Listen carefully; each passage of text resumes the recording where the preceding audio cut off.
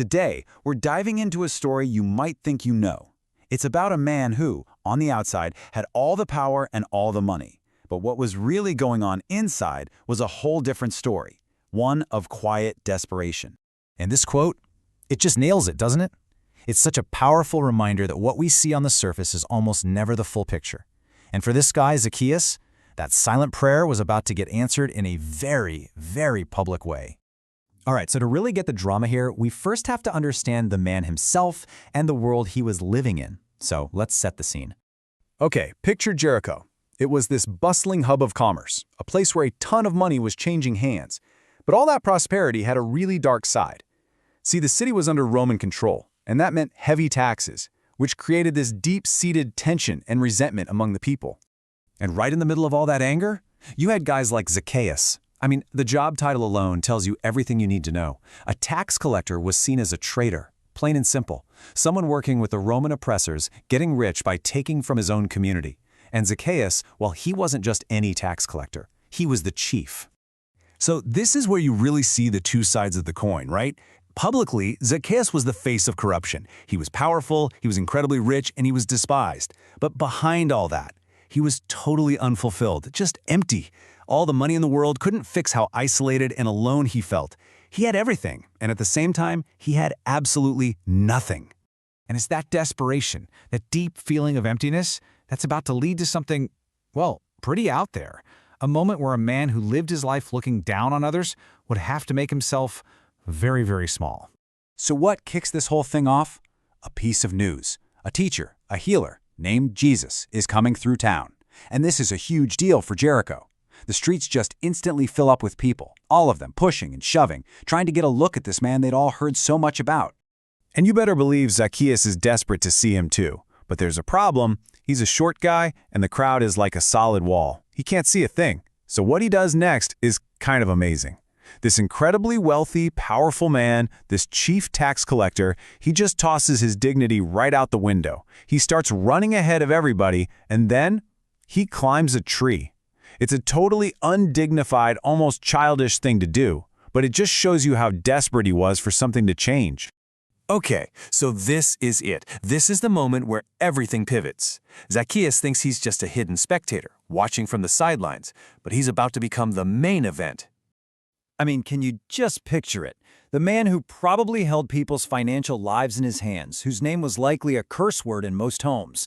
There he is, hiding up in a tree, clinging to the branches, just hoping to catch a glimpse of some kind of hope passing by. And then, the last thing anyone expected happens.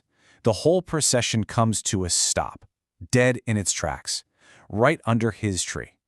The crowd gets quiet, and Jesus looks up, right at Zacchaeus, and says his name.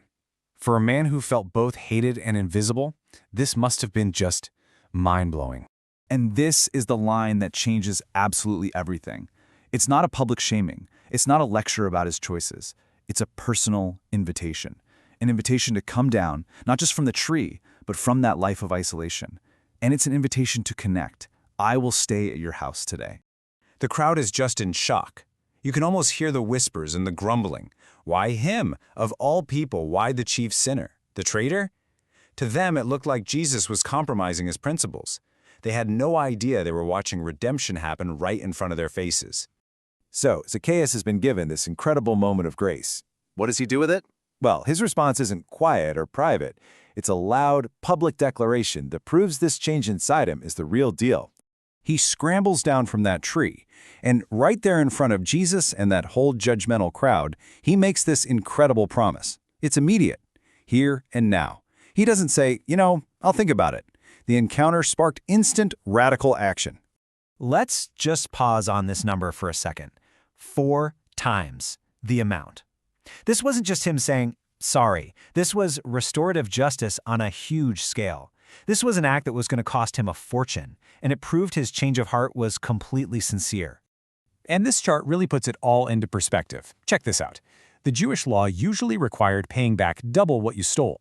Zacchaeus offered 4 times that. And charity? There was no specific rule saying he had to give half his stuff to the poor. His response just blew past any legal requirement. The heart that was once all about taking was now all about giving. So, after all that drama, What's the big takeaway? Let's pull back and look at what this story is really all about. This is Jesus' final word on the whole thing, and he's not just talking to Zacchaeus, he's talking to that grumbling crowd. He basically spells out his entire mission.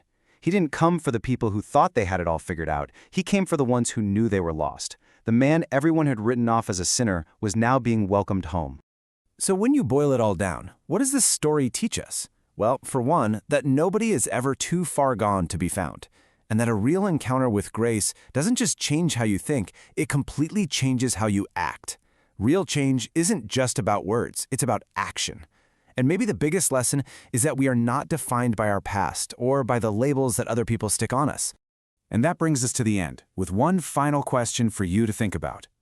Zacchaeus had to humble himself, throw his dignity away, and climb a tree just to get a new perspective that completely changed his life.